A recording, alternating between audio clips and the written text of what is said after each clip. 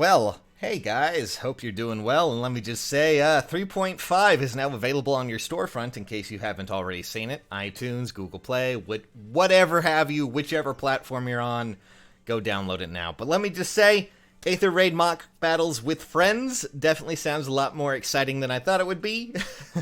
Just really excited to see that game mode. We're going to be streaming that a lot more, but that probably isn't what you're here for. No, you're probably here for the characters, the stats, as well as the new weapon refines for certain characters. And let me just say, oh boy. So we're going to go over weapon refineries real quick. So Panther Sword and Bull Spear, those were the weapons that were added to Stall and Sully.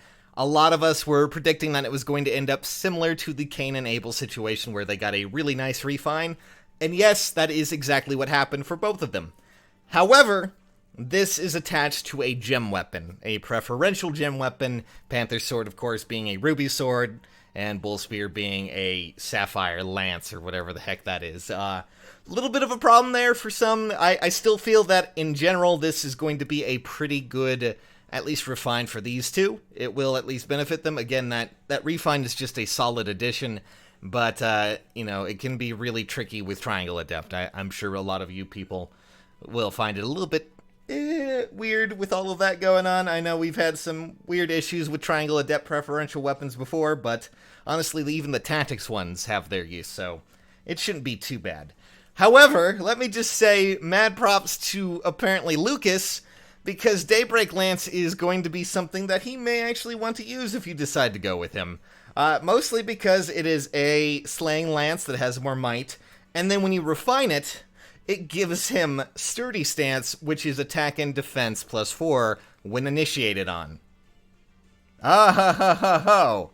Of course, Shiro is somewhere over in the corner crying at this point, because his weapon is still very much forgotten, and somehow Lucas continues to reign supreme in everything he does. It's really debatable if it's going to be better than Berkut's Lance, but I'm sure a lot of you will find something to use out of that. Hoo boy. Now, unfortunately, I do not have a Fae, as in, the bow-using Fae. I just don't have one. So instead, I'm just going to pull open this little darling right here, and we're going to pretend that this is Fae. It's the same name, right? It'll work. Alright, so with Fae, let me just say, a lot of what you're getting here, it's going to be interesting with Bow Fae, at least. Her weapon is called Bow of Devotion, and what it does is that if a foe initiates combat and they use bow, dagger, magic, or staff, it will grant her +4 to every stat. And then, of course, if you also enhance it, you get what is essentially Quick Riposte 4. So that just makes Bowfae, as in not the dragon one that you're seeing here, because again, I don't have Bowfae. Well, that just makes her substantially stronger. Just, oh my god. That's going to be quite useful for just, managing to tank some of those more hefty units that happen to have ranged weapons. So, wow, that's actually just phenomenal for Faye. So good job on that one. Good God. Alright, so let's talk about the new characters, the stats that are coming out here, and everything under the sun when it comes to the new characters. So thank you to Game Press, as always, for providing these. Go check them out in the description below. Let's take a look-see at what we got here. Alright, now I'm really happy to see Marita, and I'm really happy to see that her speed stat is fairly high, exactly where I thought it would be, at about 41, which just scares me even more. You need to remember that she has Flashing Blade 4, which is going to guarantee her an extra 5 damage as long as she gets in there, so 33 attack is not going to be too much of a problem. 29 defense, 23 res, and that 41 speed and 42 HP. It seems to be a simple, another, infantry sword unit that is going to probably be pretty high up there in the running when it comes to the whole speed and attack thing. And not only that, she has her own unique skill in that with her sword, so she's going to be able to do a follow-up without having to worry about the counter-attack right away. Oh boy, as long as she happens to have over 40, 50% HP, she's going to be going places. And let me just give a big shout out, holy crap. Big shout out to Berkut here for not only trying to min-max himself, but doing it in a fantastic scale. 35 attack, 35 defense, 30 res, 17 speed, but you need to remember that technically, as long as you have a really good team setup with him, I'm seeing that this Recruit is going to go really well with characters who happen to have Desperation, Vantage, and things like that. You know, teammates that may want to take that hit. Remember, his weapon does, deal 20 damage to an ally, but if you happen to do that and do it well with a good character, it's going to be really quite beneficial. And since that also negates the follow-up attack, at least that 17 speed shouldn't be too much of a problem. Recruit's still kind of situational here, but god damn it, our boy's getting further from where further to where he needs to be, not further from. And that is quite awesome, honestly. I'm really happy for him. He definitely needed a big boost, and it's good to see him get it just the way he needs to. Alright, so moving on, let's talk about the two other characters here, the dragons, of course, the colorless dragons that we have here. Oh, I have not actually seen Tiki's stats yet, so that's going to be a bit... Oh, God. Alright, so Corrin. Corrin, we already know, is going to have massive stat gains as long as she's alone. Remember, she happens to have a solo skill. Her weapon is a whole math, algorithm to figure out that she just needs to be alone and have some alone time there. So, naturally, you're going to see that 35 attack and 37 speed just go even higher in that regard as long as you use her weapon.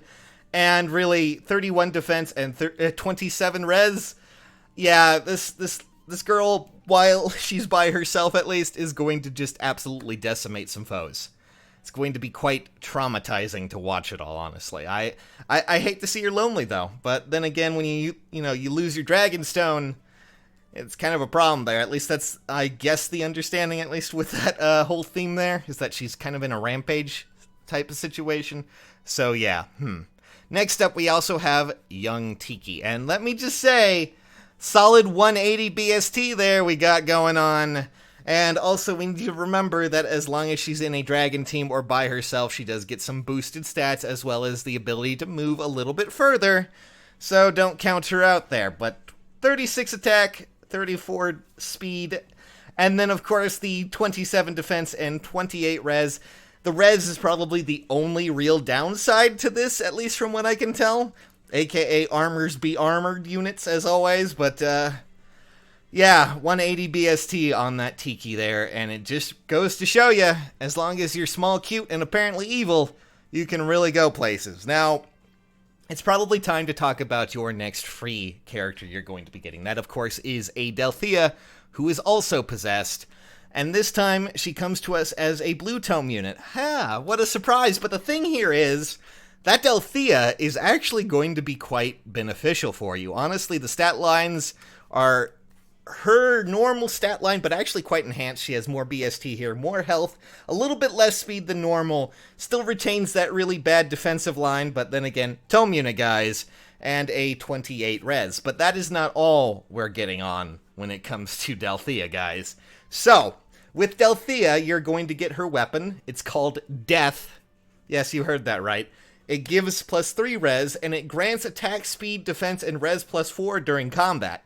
After combat, if she attacked, it will deal 4 damage to her. So therefore, kind of like a Fury that's a little bit more situational, but I mean, hey, that is a pretty hefty bonus there, and a pretty good weapon all in all when it comes to a Blue Tome unit. And again, free. Next up, we also have to talk about Deathblow is going to be her A slot. It will come to you in 3, at least her most skill that she can get there is Deathblow 3 at 5-star, but she also has even Attack Wave 3 at 4 stars. So, I mean, honestly, that's probably one of the better free-to-play units that we've gotten recently. Not only does she have her own weapon, she has a lot of very useful skills that can be really great. I mean, even Attack Wave, oh my god, that's gonna be fantastic for a lot of you out there. And that's at 4 stars, so that's really up to you if you guys want to get it. Are you going to go for, are you going to go for small little Delthea here? Going to be using her at all? Or are you interested in any of these other characters? Just looking at Berkut's stat lines, though, I want that boy so bad. just gonna haunt my dreams forever. Good lord, that trailer still gives me nightmares. Just his laugh. Alright, well, guys, that is about it when it comes to stat lines and everything here. I hope you guys will enjoy 3.5.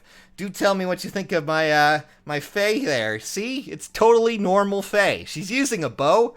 I'm just forcing her to. She could be a dragon. Not on my watch. You're a bow unit now.